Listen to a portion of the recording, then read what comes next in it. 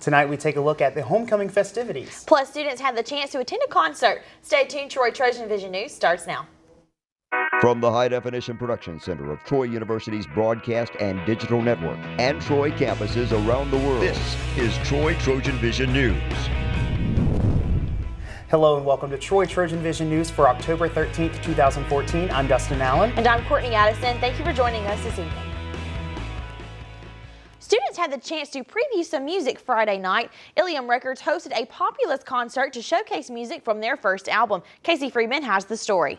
The music department of Troy University held its annual Populous concert. Family and friends gathered in front of the new John M. Long Hall in order to watch the performance. Populous is your style of music. It's a university ensemble. We do multiple genres, anywhere from rock, country, hip-hop. We cover it all. We play to you to cater to the general public in Troy. The producer of Ilium Records and the director of the Populous concert believe this hands-on experience is key to ensuring a bright future in any music career. The experience is almost immeasurable. It's very interesting now. We're in our 9th year in the music industry program, and consistently our graduates, which are now very successful, many of them are employed when they walk across the stage to get their diploma. They consistently come back and say thank you, thank you, thank you for the Ilium Records experience. Made up completely of students at Troy University. It's completely student run. I myself am a junior, and I am the event producer of the event tonight. And my entire team was a class here at Troy, so we're running the entire event. Some students think having the concert during the homecoming festivities will bring more of a turnout. I feel like it's going to get more people and alumni involved with what Populous has going on, because they're really talented, and I feel like, give them the exposure they need. I think that it gives everyone something to do. There are a lot of different activities going on, and I think it's a really cool event. Casey Freeman, Troy, TrojanVision News. The next Populous event will be the second album release on December 2nd. The annual homecoming parade was this Saturday on the square in downtown Troy, and I had a chance to make it down to the parade to ask parade goers what they liked most about the event. Members of the Troy community lined the streets of downtown Troy Saturday to catch a glimpse of the colorful floats, waved to the beauty queens, and clapped to the beat of the marching bands at this year's homecoming parade.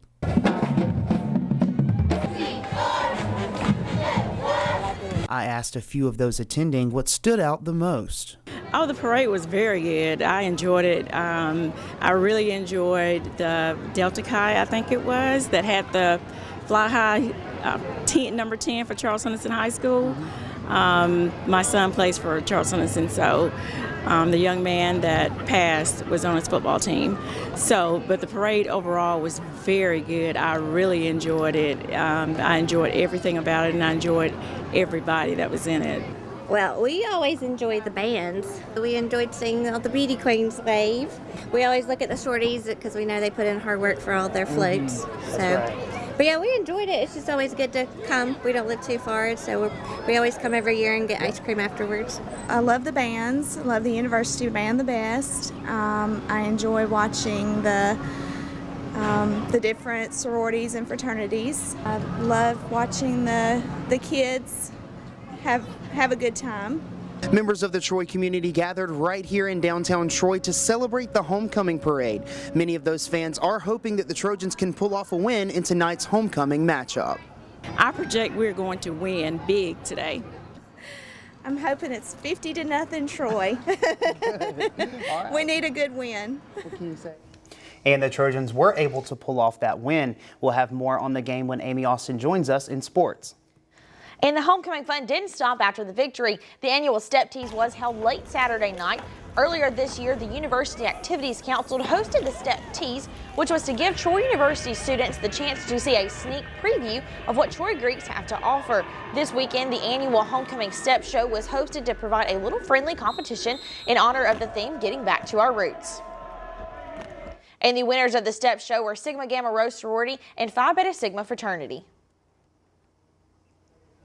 And now taking a look at news from around the state. Out of Huntsville, heavy overnight rains have led to flooding in some northern Alabama towns as forecasters warned of a new round of severe storms approaching the state. Emergency managers reported flooding near Cherokee and Coleman. National Weather Service forecasters say the severe storms expected to arrive in Alabama tonight could bring winds up to 70 miles per hour. And in Tuscaloosa, a judge has denied a request for a new trial for a woman who was convicted of fatally shooting her ex-husband. The attorney listened to an attorney for Tracy Grissom argue that a new trial and refuted them one by one. And in Birmingham, the Justice Department is asking that a lawsuit be revived. The lawsuit says Alabama school district officials are responsible for a sexual attack on a 14-year-old girl a teacher's aide used as bait for a 16-year-old with a history of sexual harassment. Evidence shows she was raped before school officials could get into the bathroom. And still to come on Troy TrojanVision News, the football team gained their first victory of the season. Amy Austin will have the details on that game and more when she joins us with sports. And the first transmission of the Ebola virus has occurred on America's soil. Well, we'll tell you more about that after the break. Stay with us. The CDC looks at stepping up training for healthcare workers after a Dallas nurse contracts Ebola. I'm Craig Boswell. The story coming up. There are heroes among us. They don't fly or bend steel or ride off into the sunset. They simply volunteer to look after someone else's health by providing comfort, lending a hand, or simply keeping us on track. Everyone's health needs a hero. Who will you look out for? Find out how you can participate in improving our health. Visit iparticipate.org. The warrior spirit, it's in there. Always has been. Now let it out and take the world by fire. Train well and learn what it means to be a Troy Trojan. Walk with confidence, conquer, claim territory, and climb ladders. Know that you have the power to stand alone, but the comfort of knowing that you'll never have to. Discover your inner warrior. Find it at troy.edu/spirit. Now, the latest in Trojan sports on Troy TrojanVision News. The football team took on New Mexico State on Saturday for the homecoming game. The outcome to the game was exactly what the Trojans have been striving for. Motivation and a new spark led the Troy University football team to gain their first victory of the season over New Mexico State. The Trojans defeated the Aggies 41-24. We played with a lot of emotion and spirit, and it was a great day for Troy. It was a great day for me, and it was a great day for those football players at Troy University. The Trojans' first win came on homecoming as they led the Aggies the entire game. Head coach Larry Blakeney told his team to enjoy their hard work. It's been fun to watch them play, and I hope we got better from it.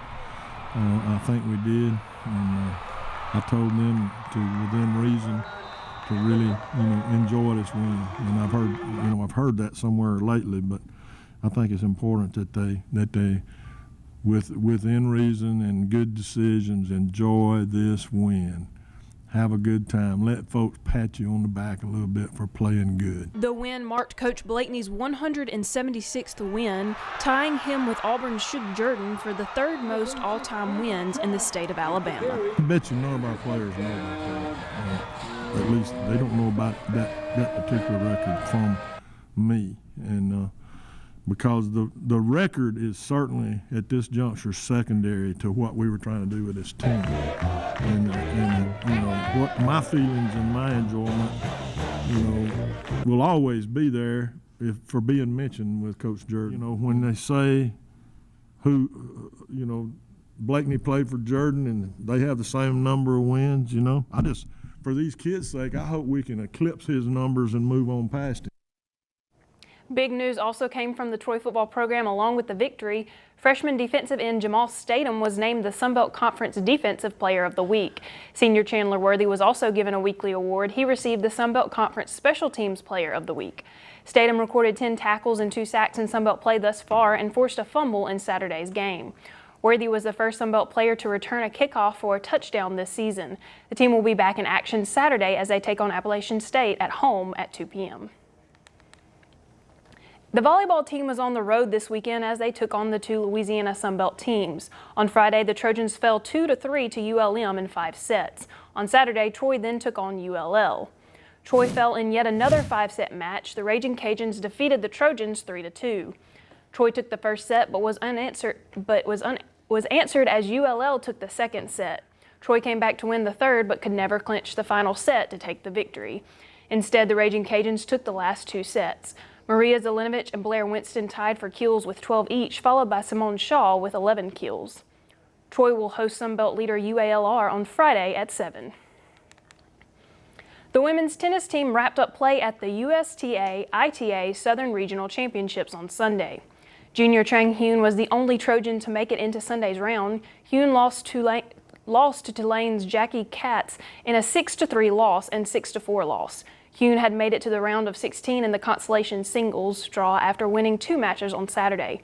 Freshman Sanae Ota also competed throughout the tournament and did well. She won 2 matches on Friday, which advanced her to Saturday, where she won 1 before falling to Julia Jones of Ole Miss.